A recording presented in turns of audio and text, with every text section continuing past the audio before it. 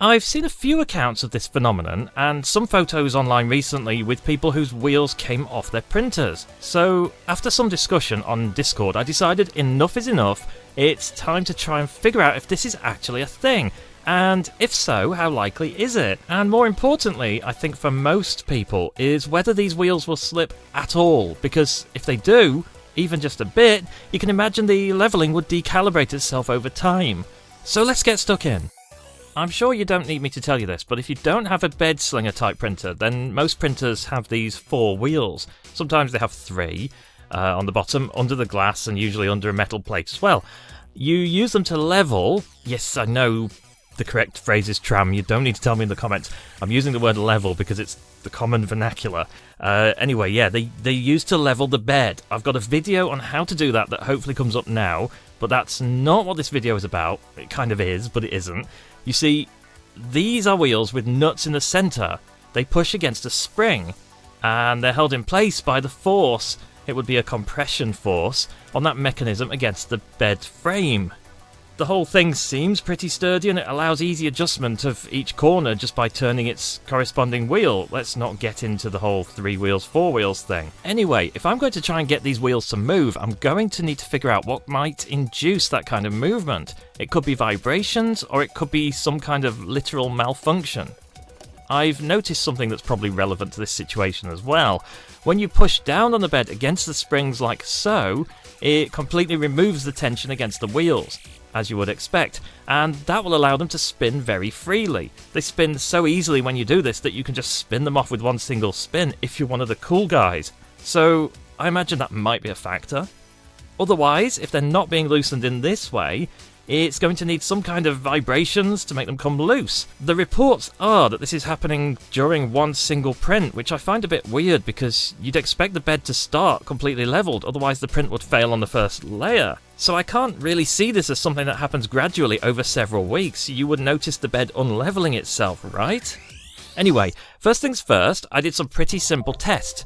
Just mark the wheel's current positions with a bit of paint. It's the same thing you do with a critical part, like a bolt or something on a component. I've seen it done with bus and lorry wheel nuts. They put these little arrows on them. If the paint blob moves, then we'll know that the wheel has moved. A few prints later, and nothing. No movement. I can't say I was surprised at all by this, as I do tend to find that my beds tend to stay level on all my printers over multiple prints, and as I've said before many times, even just a quarter turn, even an eighth of a turn of these screws, you can work out how much difference that makes to the height. It is a significant adjustment to the first layer distance, especially if you're doing small first layers, so much so that you would definitely notice it on anything 0.3mm or less. Of course, if you have auto bed leveling, then you might not see a gradual change in the level of the bed because the auto bed leveling will compensate for it. I feel like addressing this because otherwise you'll all tell me in the comments. But having said that, I've given it some thought, and do we all run a full bed probe every print? I do it sometimes, but let's be honest, more often than not, you just probe the center point and you load the stored mesh and you let that deal with the rest. So even with a bed probe, I think you would notice the wheels moving unless they all somehow manage to move at the same distance in the same amount of time, which seems unlikely for kind of random unscrewing, doesn't it? Anyway, on to vibrations. It's hard to manufacture scenarios that will give you specific vibrations by using a slicer-to-slicer model. I mean, we've all sliced something and it's had 2 walls close together and it shakes the machine a worrying amount. But to reproduce this, I felt like I could approach it a bit more methodically. And since I've previously written G-code generators myself, I thought I could just write something that will generate specific motion patterns repeatedly for a specified amount of time. So I did. But as a side note, I want to show you something related to this that I did while procrastinating instead of coding that, because that was quite boring. If you've got noisy printer drivers, then you've probably heard the printer making weird half tunes and wondered if you could actually make music out of that. Well,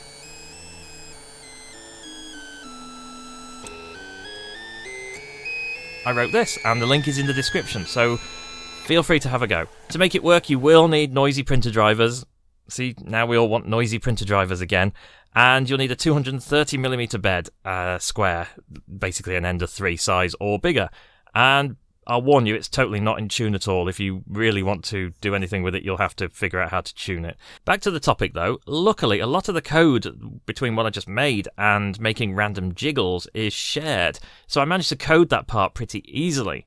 It is still heavily reliant on me tinkering in the code to get a lot of changes that are happening behind the scenes to make things do what I do in this video, but if you are interested in shaking your machine around for no good reason, then let me know and I can work on releasing this in some usable form. First up, I tried some X-axis jiggling. I can run various patterns for as long as I want, so I did, and after a lot of tests, I basically got nothing. No notable movement at all in any of the wheels. You might think that Y-axis jiggling would work better because it's obviously shaking the bed, but this also came up with nothing. So it's certainly looking like in most normal scenarios, these wheels just don't loosen at all. If I can't make it happen when I'm specifically writing code to try to make it happen, then how would you reproduce this in anything other than just a fluke or maybe a pre-existing fault? Finally though, in an act of desperation, I tried to reproduce the pressure against the springs that I mentioned at the start of the video. It's not uncommon for the printer to hit a solid blob of plastic while the head is travelling. In fact, it's pretty common actually. So I think this might be the method by which the wheels theoretically come loose. You have probably heard both the scenario where the head drags over, say, previously laid infill and makes a concerning noise, or maybe where it bounces over a blob from a previous layer, or a part that's curled up. Both of these absolutely must shake the bed in a vertical axis, so this is directly going to be moving the springs. I have no doubt about that. To test the theory, I tried some Z vibrations, but as you can see, the Z axis is limited and pretty ineffective, and this isn't really doing anything at all, so I had to do something else. I decided that I would tell the printer to push the nozzle below the bed and wobble it, basically. This is really cool to look at, and while it looks like it's doing the printer some harm, I don't think it necessarily is. At worst, it's likely to blunt the nozzle, I guess. I didn't really observe any damage. The springs are taking up the force, although the interesting observation is that the arms of the frame actually seem to be bending too, so I don't really think the nozzle is suffering anywhere near as much as you might think it would. I tried this at a few different oscillation frequencies, and largely I was getting nowhere. It seems like this might loosen the screws over the course of maybe hours to days. At least, I would expect it to. It makes sense. But I'm not seeing it over the course of minutes to hours. So there is one last scenario which I always actually suspected might be the cause of this failure. When you set up the printer, and this is the case with most printers of this type, you have the Z stop assembly on the aluminium profile. I realise I've just said Z and aluminium. I think we can agree that is the correct pronunciation for both those words. Where was I? You have the Z stop assembly on the aluminium profile on the side, and while you're not given a lot of guidance typically as to how high or low to put it, and the height you have it at, and nothing else really, this determines how much tension the springs will be under while the bed is level. If you fit a longer or shorter nozzle, you ideally have to move this up or down, but who does that? And if you fit a different bed, this is important, some beds are like several millimeters thicker than others, you also need to move it up or down, and if you don't do that, then it means your springs aren't ideally tensioned. That is to say, if you don't have the Z-stop assembly in the right place, then your springs will either be under too much or too little tension. If you have any ideas what too much tension might do, then leave it down below in the comments. I suspect it depends on the spring style. But anyway, too little tension is definitely, in my opinion, going to put you at higher risk of the wheels loosening and coming off. So I tested this. I loosened the wheels a bit, I put more paint on in a different colour, I tried again, and still nothing. I loosened them even more, still nothing. But eventually, when the wheels were loose enough to almost spin freely by themselves, but still notably they're in contact with and operating the springs, I managed to reproduce the movement.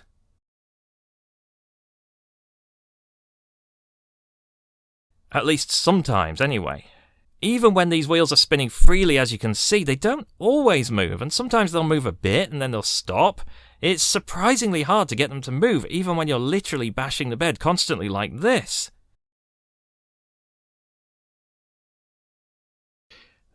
So, if you notice that the audio sounds different from this point on, then you're probably right. This bit here, the whole second half of the video, was re-recorded later because I found out some pretty narrative-breaking stuff while I was editing the footage. You see, up to this point, I'd been smart and I'd done my due diligence and I'd made sure to code in high acceleration values to make sure the acceleration wasn't constraining the shaking around. But I was ignoring something that I should have known better than to ignore. I just didn't think it actually made that much difference. Let me introduce you to jerk. If you don't want to go into calculus, then you might want to use this bit to go and get a drink or a toilet or something. In fact, maybe I will. Because we're starting calculus in 3, 2, 1. Speed, or as we call it when we're intentionally trying to sound confusing, velocity, is the first derivative of position with respect to time, which is also a confusing sounding way of saying how position changes over time. If you don't know differentiation, which I guess some of you don't, that is just what it means. It means the change in position over the course of time, represented by an equation, because maths. So we know intrinsically, I guess, that speed is dx over dt, where x is position, t is time, and the reason we use calculus rather than just an equation, delta x over delta t, is complicated, but the simplest explanation is, what if the change in x isn't constant as the time passes? So you can't say, for example, and I don't want to go into this, but if you have a situation where you run a distance but you get slower as you go because you get tired, then your average speed doesn't really represent much about that speed that you were going over the run. So the first derivative does, because that is an equation. Anyway, I just explained calculus. You came for 3D printing and you got calculus. You are welcome. But why am I telling you this? I have no idea, but acceleration is the second derivative of position, or the first derivative of speed. It's how speed changes over time. So it's dv by dt, where v is velocity. Again, if your speed changes as you run, you have an equation for that. That's why you need calculus. And jerk, well, that's why we've sat through this protracted explanation. Jerk is the derivative of acceleration, or the second derivative of speed, or the third derivative of position. Isn't calculus amazing? You could actually carry on derivating these, and some people have thought up names for them. We've got snap for fourth, and then we could start seeing nerd humour, because next is crackle and then pop. I for one can't tell you any practical applications that you'd have for the sixth derivative of position, but I'm sure someone out there can tell you what that means in reality. But really, I wouldn't have thought that there was an application for jerk. I would have thought that acceleration would really cover everything, but here we are, we're using jerk to shake the wheels off a 3D printer.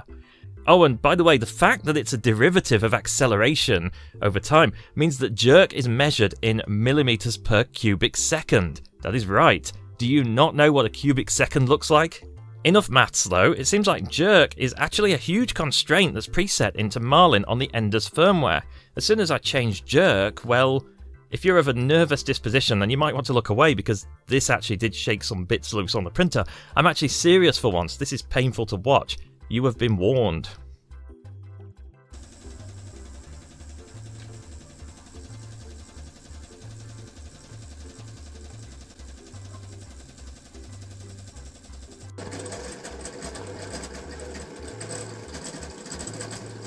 Did you see the wheels moving there? That is insane, isn't it? But if I take a fairly acceptable setting for jerk, one that you could actually set in Cura and print with, watch what happens. This isn't that crazy a parameter. I think that the printer is broadly okay with this value for jerk, but look at what it's doing to the wheels. The worrying thing is that while the left wheel is pretty much off by the end of this, confirming my last theory that loose wheels will fall off, the green marking on the right wheel also disappeared. That wheel is actually adjusted normally. That is not good. So yeah, I think... Oh, by the way, this did not damage the printer. I mean, it kinda did. But that was just a loose bolt on the back. We are all good. Yeah, I think this is pretty big. What we can take from this, I think, is that it's definitely possible to shake the wheels out of alignment. And the looser the spring tension is, the more likely this is to happen. And I think it's probably a function of mass as well. If you have big heavy wheels, like you've replaced them with metal ones, then it's more likely to happen. but I think it also takes a certain frequency to make it happen with any kind of regularity. But this has been proven beyond all reasonable doubt at this point by means of demonstration. The wheels can be shaken off. Confirmed. Or at least they can be moved a significant amount within one print, even if you have them adjusted correctly. And within just seconds if you get the vibrations right. Where do we go from here? Well, I for one will be marking my wheel positions on all my printers from now on. I don't think I'll use paint because, if you move it you've got to reapply the paint. But I'm thinking there must be a way using a sticker or a clip or something. I'll work something out. It's probably worth keeping a sense of proportion though. To reproduce this, I had to mess about with settings that would be fairly outside the range of normal operating parameters. Although that being said, you can adjust jerk in Cura, and I think without too much effort you can make a print that would use those jerk settings that you just saw and reproducibly decalibrate the bed. That is to say, you can make a G-code that will mess up the bed calibration. I think that's concerning really, that you could potentially do that, and I don't see any reason why you wouldn't be able to do that. So yeah, that's a problem. But if you do find yourself concerned about this, then solutions do already exist without much effort. You can either replace the springs with something else, you can put something under the wheels to lock them, stop them spinning. There's even a print that makes the wheels click when you turn them. Anyway, I think that's probably enough worms out of the can for now, so I'm going to end on that note. If you've experienced this firsthand, then please comment below. I will be very interested to hear about it. If you want to know more about bed leveling in general, there's a link at the end in a moment. Also look in the description for information on how to join our Discord and stuff. Otherwise, thank you for watching, comment below as always, and I will see you next time.